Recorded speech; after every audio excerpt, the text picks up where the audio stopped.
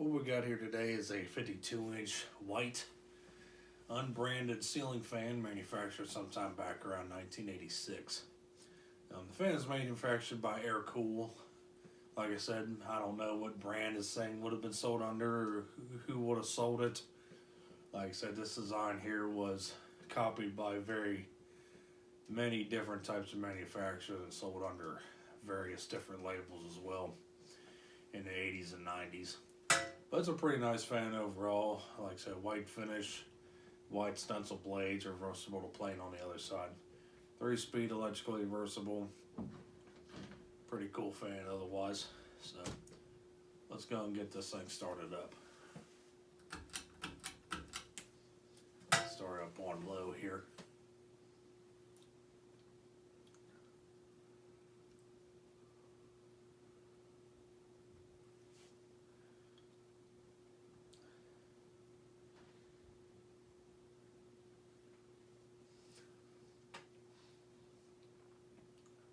Pretty average low speed.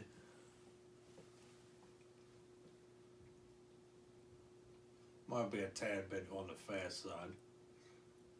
It's got a slight motor hum to it, but otherwise pretty quiet.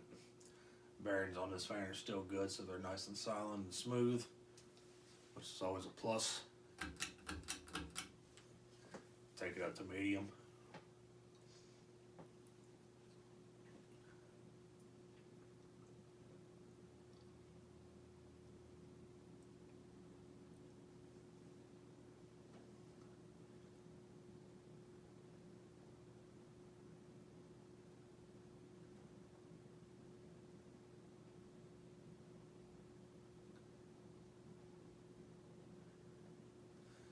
Pretty nice medium speed. You're already feeling a pretty decent airflow as well. I believe the blade pitch on this fan is around 12 or 13 degrees, so this thing's a pretty good performer. And here's high.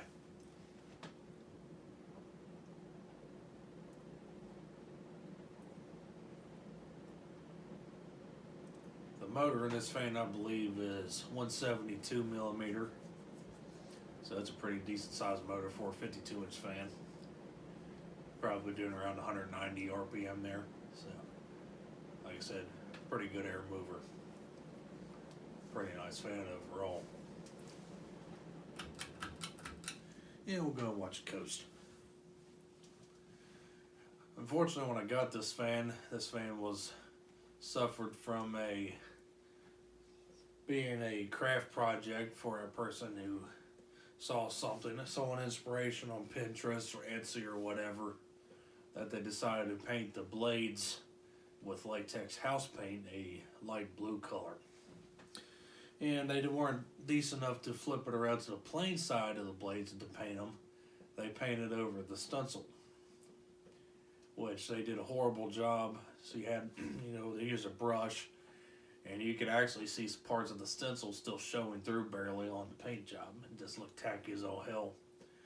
But I was able to successfully remove all the paint, and I had to touch up some parts of the stencil because I rubbed the stencil off from the chemicals I used to strip the latex paint off, but otherwise I cleaned up rather nicely. Now normally I wouldn't really mess with a fan like this, especially with painted blades, but I had really no choice because I bought what I thought was a new in the box Hampton Bay Huntington 3 in brushed nickel finish. I thought it was still factory sealed, but unfortunately when I got it home and opened the box, it turned out to be some modern crap that didn't even have the blades. So I returned it to Habitat, and they weren't able to refund my money, but I was able to exchange for a fan of equal value. And the best thing that was there, beside that Huntington 3, was this thing right here. So that's how this fan came into my hands, basically. The fan had a 3-light turtle fitter on it, which I removed. It was antique brass and didn't match, so yeah. That's the backstory about this fan here, so. And that's all I got for you today, so thanks for watching. Hope you enjoyed the video on this 52-inch Aircool GE vent ceiling fan from 1986. We'll be seeing you next time.